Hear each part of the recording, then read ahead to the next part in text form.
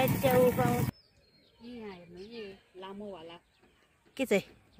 अस्ति आएको बेला मैले सानो देखाएको थिएँ नि यो साग हो तिमीले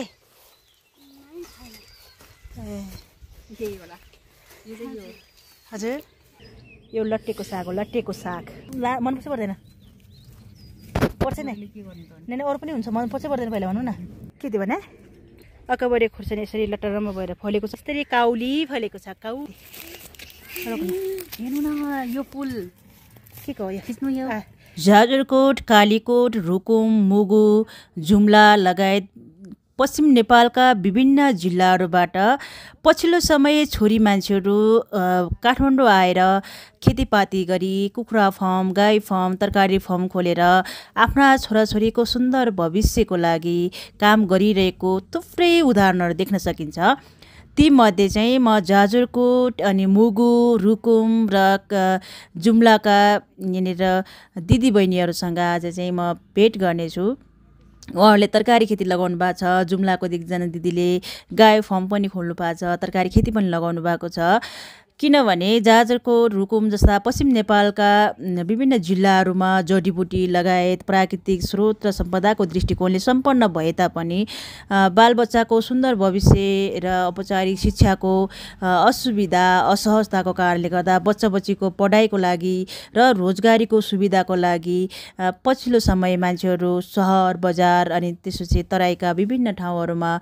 बसाइ सर्ने लड्को चाहिँ बढिरहेको छ। छोराहरू चाहिँ विदेश जाने, छोरी मान्छेहरू रोजगारीको क्रममा अनि बच्चा बच्चीलाई पढाउने क्रममा चाहिँ सहरतिर पस्ने गरेका थुप्रै उदाहरणहरू छन्। तीमध्ये जाजरकोट, कालीकोट, रुकुम, मुगुबाट काठमाडौँ आएर सङ्घर्ष गरेर आफ्ना बालबच्चालाई राम्रै बोर्डिङहरूमा पढाउन सफल सङ्घर्ष गरिरहेका केही महिला पात्र दिदीबहिनीहरूसँग हामी चाहिँ भेटघाट गर्नेछौँ अनि म चाहिँ कुराकानी गर्नेछु। म चाहिँ आज चाहिँ यता कीर्तिपुरको भत्केपाटीमा रहेका हाम्रा पश्चिमी दिदी बहिनीहरूसँग म चाहिँ भेटघाट गर्नेछु अनि त्यहाँ उहाँहरूसँग कुराकानी गर्नेछु र म भिडियो पनि बनाउनेछु। आज चाहिँ म भत्केपाटी जाँदैछु। ल म सँगसँगै आउनुहोस् है त। के को साग हो यहाँ धनिया अनि लट्टेको साग हो यता त्यता कर्कलो अनि यता फर्सी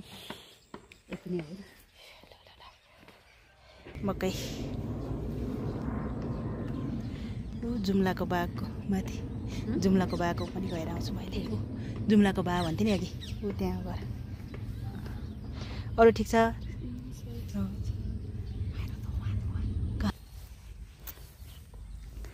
अब यहाँ टमाटर लाउने हो भरे ए उता तरकारीहरू कहिले कस्तो हुन्छ है तरकारी फल्छ सिजन मतलब मूल्य सस्तो भइदिन्छ। अहिले साग फेरि कस्तो भएको थियो है सस्तो भएको छ फेरि साग अस्ति कति महँगो भएको थियो साग त्यति बेला साग थिएन साग टनाटन भयो अनि मूल्य हत्तै घट्यो कि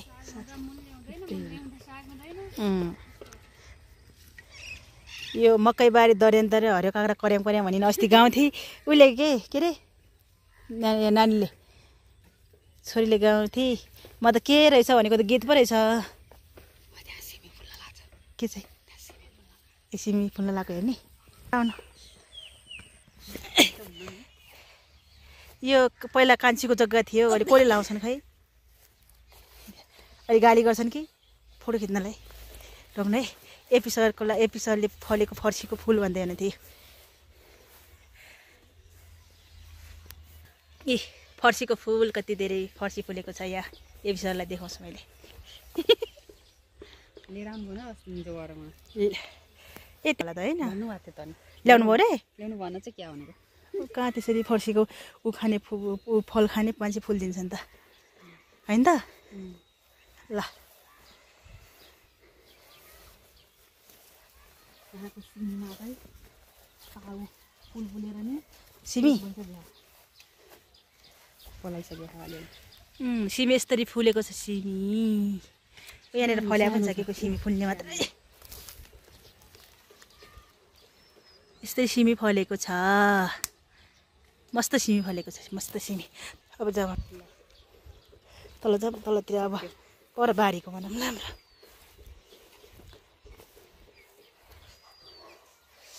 मेरो नेल भाँची नै लाग्यो जस्तो भएको छ कि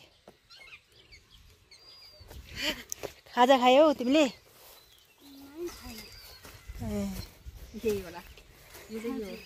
हजुर लट्टेको साग अहिले आउनु है बहिनी साग लैजाउनु भन्नुहुन्थ्यो नि माथि अघि आउँदाखेरि के त दिदी यहाँनिर कति धेरै पुदिना हुन्थ्यो पुरै तास गऱ्यो त पुदिना पत्तेन क्या मिन्ट नै मिन्ट सिमी साग अघि हजुरले के को साग हो भन्दै हुन्थ्यो नि ऊ यही हो लट्टे के यो होला लट्टेको साग लट्टेको छ यो लट्टेको साग हो लट्टेको साग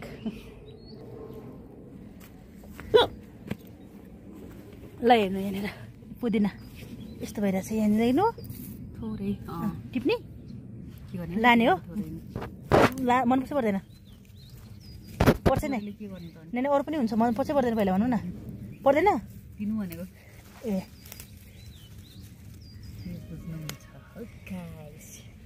यो हो हाम्रो पुदिना डाइजेसन गराउने के थियो भने डाइजेसन के ए डाइजेसन भने म त बाइसन भने जस्तो के रहेछ भनेको हाम्रो डाइजेसन गराउँछ भनेको ए म त के रहेछ साथीले यस्तो भनेको भनेर अचम्म मानिरहेको थियो साथी पुदिना दिजुले माथि पठाइदिन्छ त ए काँक्रा मैले लङ भिडियोमा त काँक्राको भिडियो लगाएको छैन सर्ट भिडियो मात्रै हो त्यहाँ चाहिँ ठुलै काँक्राहरू है ए काँक्राहरू फलिरहेछ यहाँनिर यो कर्कलो पनि छ यहाँनिर म ए पुदिना टिप्छु ठाउँ ठाउँनिर छ त यो काल यो घाँस जति सबै लपक्कै हुन्छ होइन र हुन्छ के घाँस काटिदिएर अब घाँसै सबै यो मुसा हुन्छ अनि के हुन्छ भनेर घाँस काटिदिएको छ नि त हो दिदीले पठाइदिइसकेको छ नि घरमा एक कति धेरै छ पर कोठामा गोविन्दले राखेको थियो नि त्यहाँ यो के हो खै के हो जे हो नि त्यही होला कस्तो राम्रो है त्यो रातो भयो पछाडि अघि ठुलो भयो पछाडि चाहिँ यो के होइन बेथे हो बेथे मैले पनि थाहा पाएँ मैले पनि सुन्ने रहेछु भनेर त्यो त त्यही हो के त्यो खुर्सानी पनि रहेछ कालो यो त पिरो हुन्छ होला है रोक्न म एक खुर्सानी नजिकबाट देखाउँछु ल हेर्नु साथीहरू अकबरे डल्ले खुर्सानी हो यो अकबरे खुर्सानी हो नि यही हो नि लामो पनि छ नि एउटा कहाँनिर छ उता चाहिँ लामो पनि छ यो त उता डल्ले अकबरे खुर्सानी भनेको यो के साथी अकबरे खुर्सानी यसरी लटरमा भएर फलेको छ तर यो थाहा छ एकचोटि लगाइदियो भने यो पानीले गरिराख्यो भने सधैँभरि भइरहेको छ यो हाम्रो घरमा नि थियो कति लामो समयसम्म त्यहाँ माथि जातो पिस्दै थियो पहिला त्यहाँ जाने जातो पिस्दै गरेको ठाउँमा त्यहाँनिर को हुन्छ म चिन्दिनँ तर जाउँ है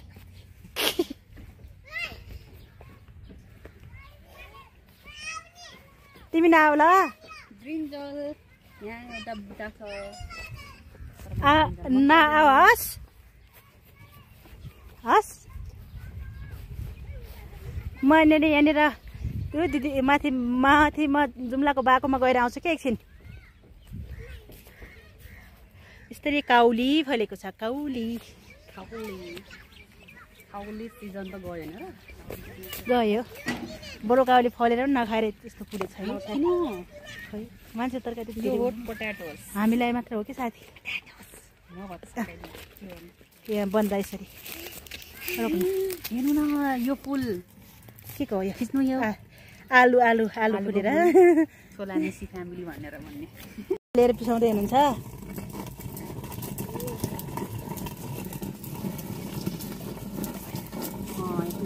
छिटो पाक्ने दाल दाल चाहिँ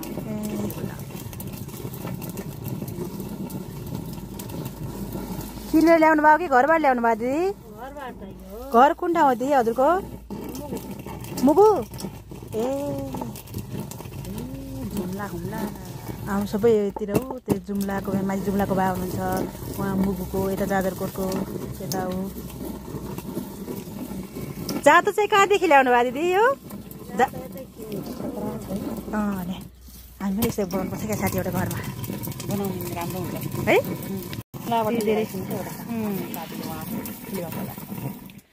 त्यहाँ सिमी अनि अरू के पाउँछ दिदी यो एर्सा गुम्बा हुन्छ है गुम्बा पाउँछ कुटी च्याउ पाउँछ लिपलाइट च्याउ पाउँछ सब पाउँछ त्यो मोमबत्ती माथि त है उता राम्रो कि यता राम्रो दिदी तपाईँलाई कता राम्रो लाग्यो कुनै राम्रो हो यता छोराछोरीको लागि है बच्चा बच्चीको लागि हो सबै मान्छे यता बच्चा बच्चीको लागि पढाउनु पर्छ नि तपाईँले पढाउनु गाह्रो हुन्छ नि तपाईँले सबै कुरा खानपिन राम्रो हुन्छ म जुम्ला वा ढाडासम्म गएको छु कि दिदी माथि मुगु ढाडा गएको छु त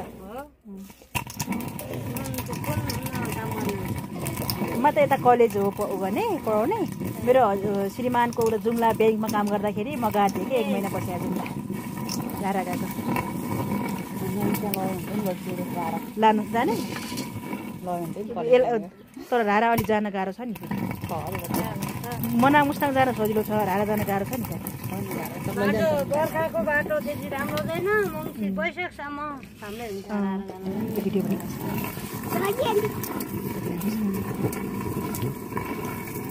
जानु त दिदीले बेच्नुहुन्न होला दाल बेच्ने भए त म किन्नु लान्थेँ घरबाट पनि किनेर ल्याउँछु ए आफूले नि किनेर ल्याएपछि त के बेच्नु है तर जाँदा चाहिँ कतिमा किन्नुभयो दिदी कति पर्यो होला खै थाहा नै छैन दिदी हाम्रो गाउँतिर त ठुल्ठुलो हुन्छ नि त भित्तामा अलिक लाइट मस्त पिस्ने कतिमा किन्नुभयो दिदी कहाँबाट ल्याउनु भयो यहाँ खै भक्तपुरको मान्छे ल्याएको थियो यहाँ यतै ल्याएको थियो कि उता गएर यतै ल्याएको थियो 2800 किन्नुपर्छ मुगुको हाम्रो यतिरको दिदी हुनु रहेछ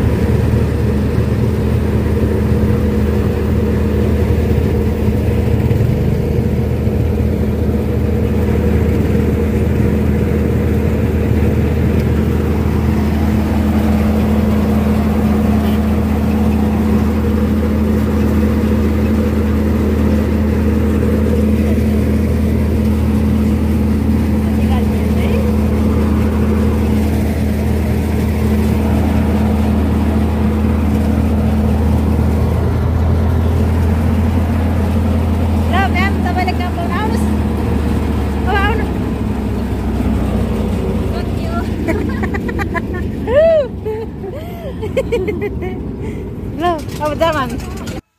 उखेर के हेर्ने सिलौटोमा क्रो